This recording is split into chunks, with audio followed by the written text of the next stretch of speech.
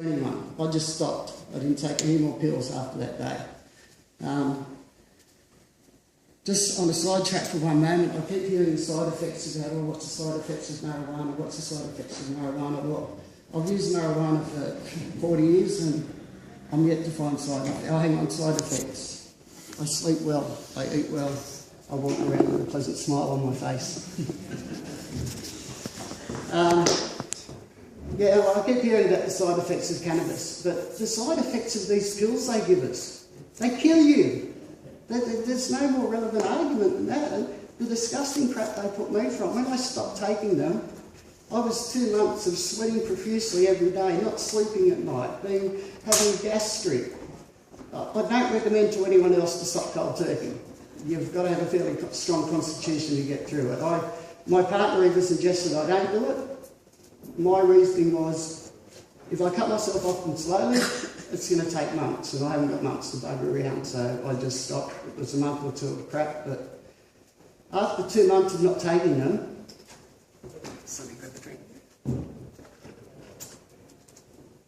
the irrelevant moment, after 2 months of not taking the painkillers, I walked down on the veranda one day, and I looked at my partner's push bike, and I thought, why the hell can't I ride a push bike? Like with me personally, because they've taken a leg bone out, that's one of my biggest restricting factors. I can only walk a few hundred metres and that left leg aches and I need to rest. And I've tried building up different ways, but it just doesn't do weight-bearing activities at the beginning and end of it, so I need to learn to deal with that. Yeah, so I've got limited mobility, but riding a bike is not weight-bearing. I looked at the bike and I thought, why don't you ride a bike? And I thought, well, I didn't ride a bike because the doctors told me I had to be careful because I might fall down and hurt myself and break my lungs. And I thought, you haven't fallen off push bike since you're 10 years old, well, unless you were drunk. You don't drink any longer, so since then I've been riding a bike. Apart from moving lots of bones in my body, they also disattach my latissimus dorsi, which rotates your shoulder, so I sort of can't really swim. But I've been going to the pool with my son for 3 years and I hated it. I'd watch the other dads play with their kids and I felt like crying. I think, well, at least you're here with your son. But then a couple of months of painkillers and summer hit and I thought, well, I can't swim, but I can get in the bloody water. And I discovered through doing that, I can do a sort of a backstroke, which is also good exercise. So I can exercise, I can do things. All of these things I did not think I was capable of doing while I was on painkillers. They're just so destructive.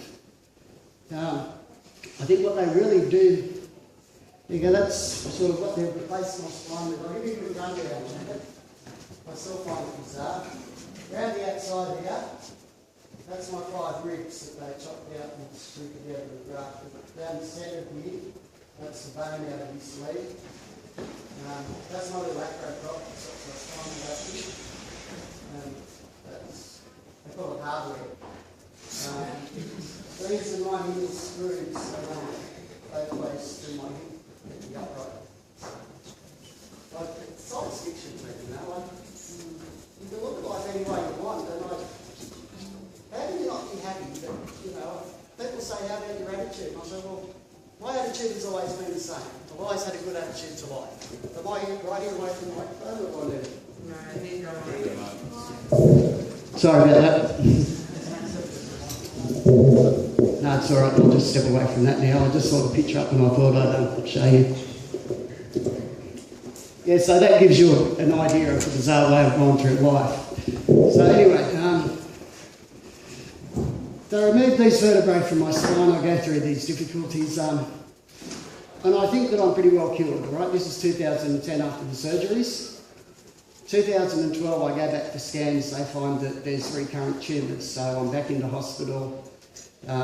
Peculiar thing with chordoma, it will only attach to bone. So a bit attached to my hip, so they sawed a bit off my hip. They took a couple of bits out. I thought I was right again. Then, over the next couple of years, it just kept occurring, you know. I got to the point, over 4 years, I'd had over 50 hours worth of surgery. And all through the procedure, they were trying to convince me to do radiotherapy. And I didn't want to do radiotherapy, but it wore me down, you know, just all the crap just wore me down. In the end, I consented to do radiotherapy. Another reason I was a bit adverse to the radiotherapy was I was told I had to have a mega dose of radiotherapy. The background I got to this was that, unfortunately, you have a very stubborn tumour. To treat it, we really need a really high dose. We have done this dose once before, and the guy's still alive 10 years longer. 10 years later, sorry. So I went with a positive attitude. If he lived through it, I lived through it. So I did go through the radiotherapy. We found after that there were still 2 tumours within my body. So at that point, I sort of realised that no matter how good my attitude is, no matter how good everything is, this is maybe going to get me in the end. So I started looking for myself, into my own health. And that's the key to all this, what we need to start doing. We need to start taking responsibility for our own health. And that's what I started to do 12 months ago. So what I started researching was cures for cancer. I came up with cannabis cures for cancer. At this stage in my life, I was still smoking regularly. I'd never really researched the curative effects and the medicinal effects, and I realised that probably the reason I was dealing with all my pain without taking the painkillers was I was still a smoker, and I'd always been a smoker. I've always been totally open with my doctors too.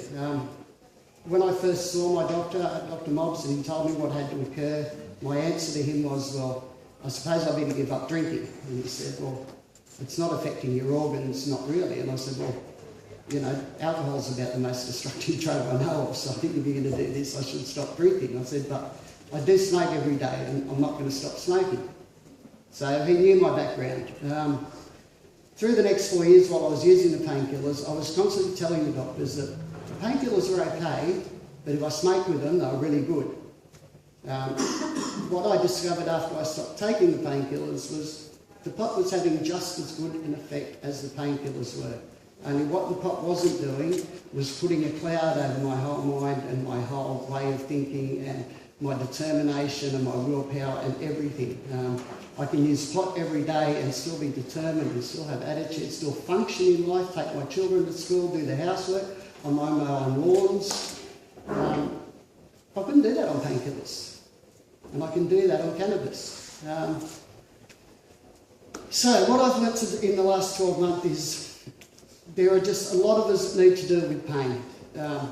One of the reasons I don't feel sorry for myself about pain, I'm not really big on self-pity anyway, but you walk down the street, and I'm not the only person that walks really slow, you know. Half of the population out there is hammered with pain for some reason or another. So it's an aspect of life we're all going to go through at some stage, and we need to learn to deal with it. We need to learn coping mechanisms, we need to learn all sorts of things. Because sometimes I know how effective marijuana is. For me personally, I find effective forms are if I smoke pot, immediate effect. The cannabis oil that I'm using, that has great effect. It also has a little residual effect because I've experimented with all the different types.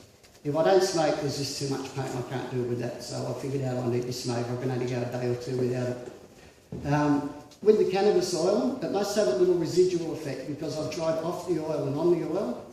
Off the oil I can last about 3 or 4 days, and then it must be all out of my system because then I don't start sleeping at night. So I've tried and tested and they both work for me.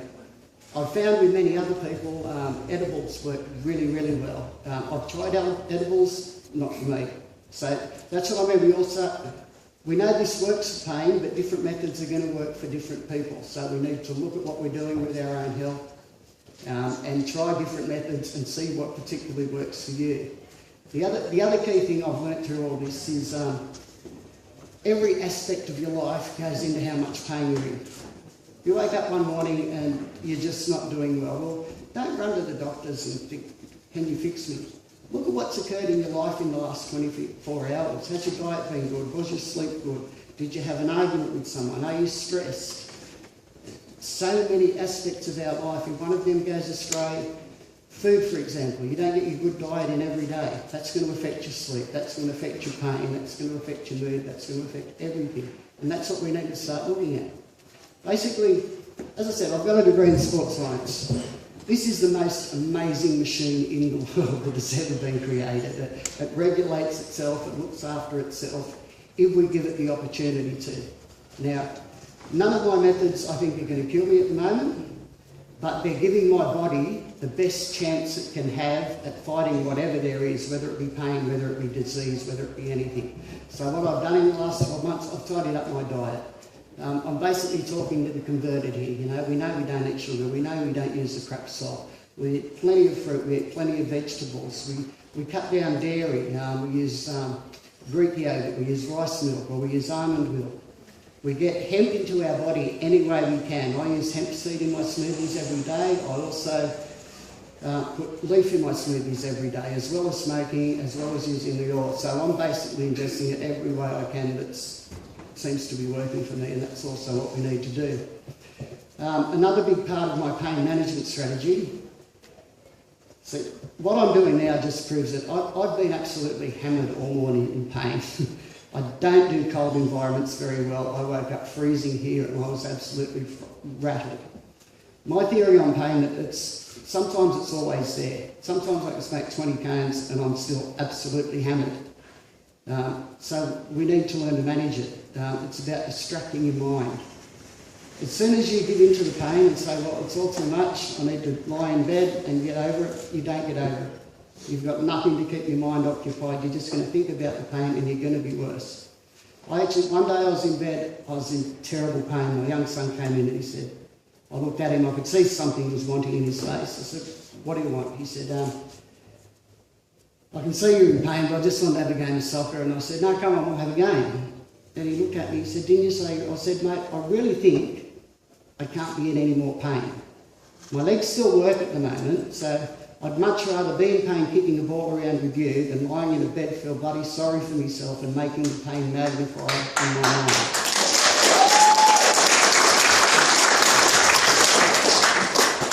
It's about distracting the mind. Since they call me disabled, but I think I'm quite capable actually. On my son's school PNC, I'm a president of a fishing club, yet I don't fish, but my friends need a bit of organisation in their environment, so I help them out. It's all about doing whatever you can to keep yourself distracted. On the painkillers, you don't seem to have that much power over your mind to come up with these strategies and formulate plans to get over it. I come up with random theories. I have a theory. Before this happened to me, I've broken 15, 20 bones in my life. I was one of them kids they called accident prone. I was probably ADD before they knew what it was, but anyway. I've experienced lots of broken bones, I've experienced pain, and a couple of days after you break a bone, it doesn't seem to be that bad. You've not really done anything to it. Physiologically, from what I know, there's no reason for the pain to be less or worse, except that you build up a slight tolerance to it. If you allow your body to keep building up a tolerance, you can build up a beauty. But as soon as you submit to these analgesic painkillers, that takes your tolerance back to zero again, and you've got to start over. I understand this to such a degree, even on days when I'm absolutely hammered, and I only have to walk into any doctor, show him that picture, and he will give me any drug in the world which I request, no doubt in the world, but I won't do it. It's not worth it. I'm not willing to go back to zero again and start all over. The pain I was in this morning, if I was on painkillers, I wouldn't have been here today. I would have stayed in a motel and I would have felt sorry for myself and I would have coped. But with the mental strength that I've built up since I've put them pills away, I'm dealing with it. Okay, another part of my, this isn't a theory, this is fact. If you are in pain, you need to have a massage every single week of your life, okay? You need to find, personally, I went with a Chinese masseuse. My reasoning behind that, the Chinese have had a system of medicine that's been 3,000 years. The one we're working on has been running 50 years under severe corruption, so I'm running with Chinese. I also was particular, I needed a Chinese masseuse who learnt their medicine in China. I'm fortunate the woman who does my massage learned it from her mother in China. She's had horrific injuries in life. She broke a femur when she was young. She doesn't limp, no arthritis, no anything. She does not understand why we put up with arthritis. It's not necessary. That's how good the Chinese medicine is. I had arthritis in my ankle from an old football injury. 3 months of massage and oil in my diet. You're never cured of anything, but you can alleviate the symptoms. I've alleviated all the symptoms, pain symptoms of the arthritis in my left ankle through using massage every day. Now here's the reason why everyone in pain needs a massage every day. When you're in pain, your muscles tense up. You don't sit in the correct position. You don't walk correctly, you don't stand correctly, you don't do anything right because you're in bloody pain. As soon as you're doing that, your body is out of balance. You're pulling other muscles, you're putting other bits out of whack. And these are all peripheral pains you really don't need. Go and get a massage every week. With me, my biggest problem is no one can massage the pain away, end of story. But every week she makes my legs feel so much better so I can walk really good again for 2 days. And we need to do that. If you just keep wearing the pain and you keep walking crooked, it's just going to get worse and worse and worse and worse. Start getting massage, start getting them regularly and start looking after your body. I used to train first aid courses and I used to put a likeness to people and say, you all go down to the service station and put the top fuel in your car and then drive down to McDonald's and you put shit in your body. I don't understand. You can buy spare parts for your car. You get no spare parts for your body. We need to, and getting back to the running of the body, okay, we've been through massage. Diet is something that I learned, and I'm not going to preach diet because there are other ears that know more about it than me. For me, the way I look at my diet, what I do every day now, I rotate my fruit and vegetables as much as I can, and I've also got about 20 herbs growing in the garden. And I just go willy-nilly. So I'm getting a good variety and rotation of all the available things. As I said, giving your body the best opportunity. We're all individual here. What works for me doesn't work for you, and it doesn't work for you because it's me and it works for me. We need to look at ourselves, we need to look at the reactions our body have to these different things, and we need to figure out our own medical plan. We're asking a doctor who we've known for 2 years to tell us what's wrong with this body that I've known for 50 years. That doesn't make sense.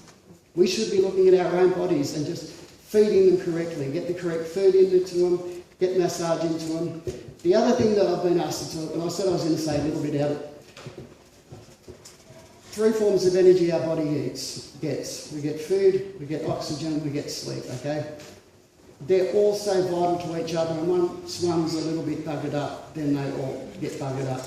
A little bit about breathing. We've got 2 organs on our face. The mouth is designed for eating, okay? The nose is designed for breathing. That's why we have hairs in our nose, that's why we have all these little passages to catch all the crap in the atmosphere.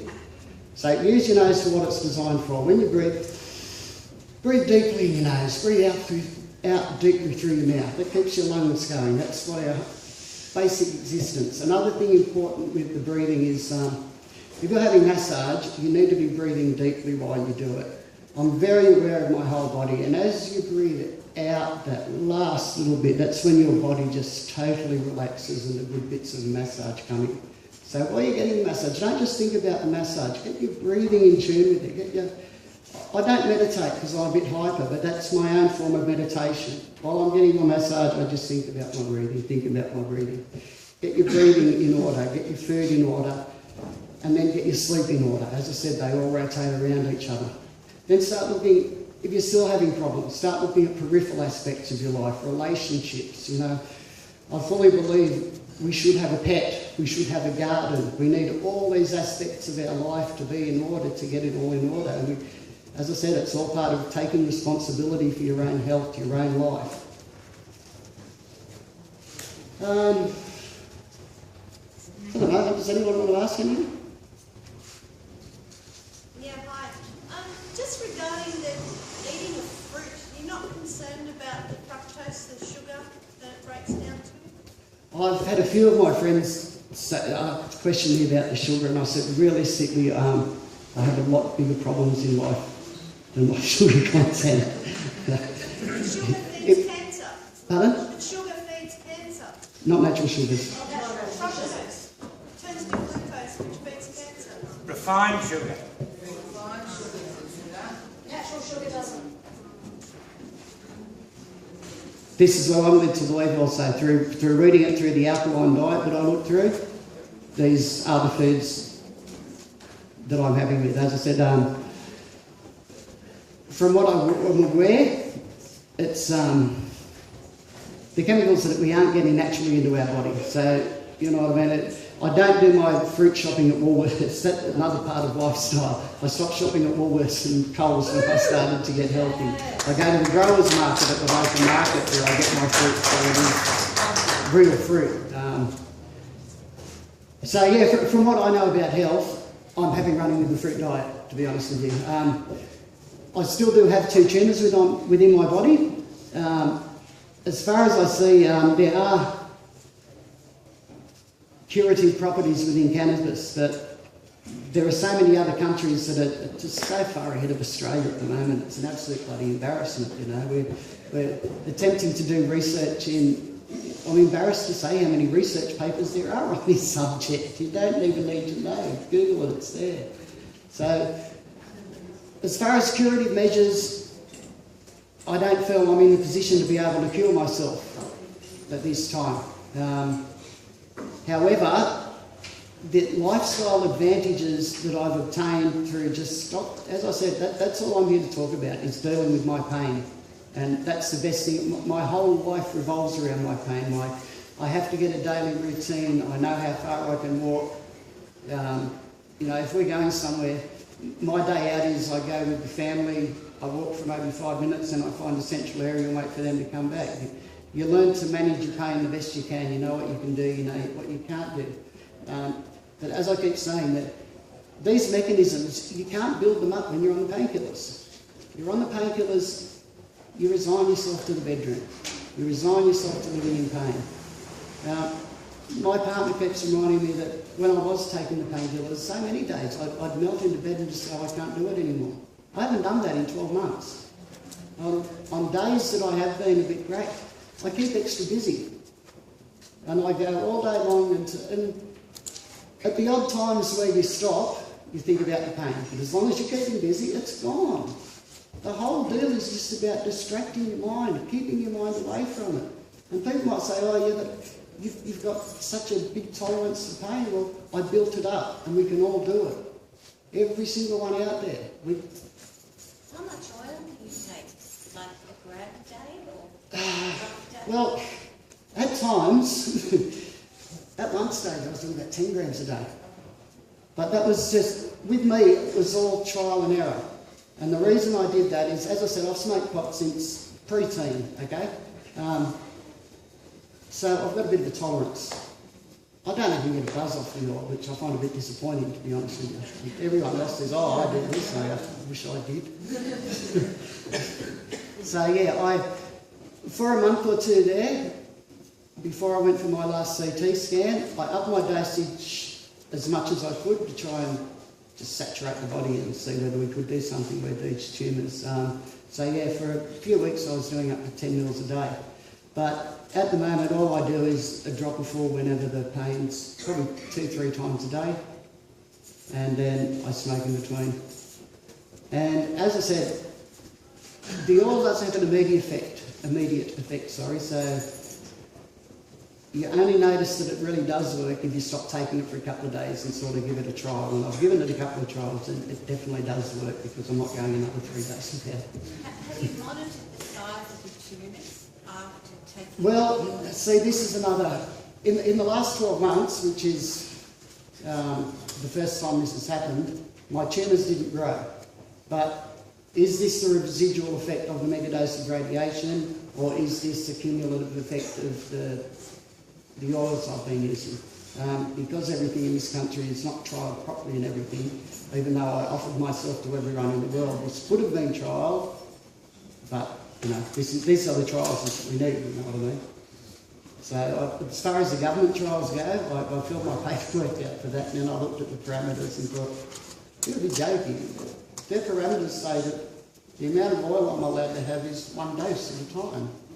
So what, I've got to go 3 times a day to get more? I tore the papers up and didn't hand them in. The government trials as smoke screens to try and say, well, we are doing something. We're not doing anything. It's, from my opinion, the best thing that's happened to this cause in a long time.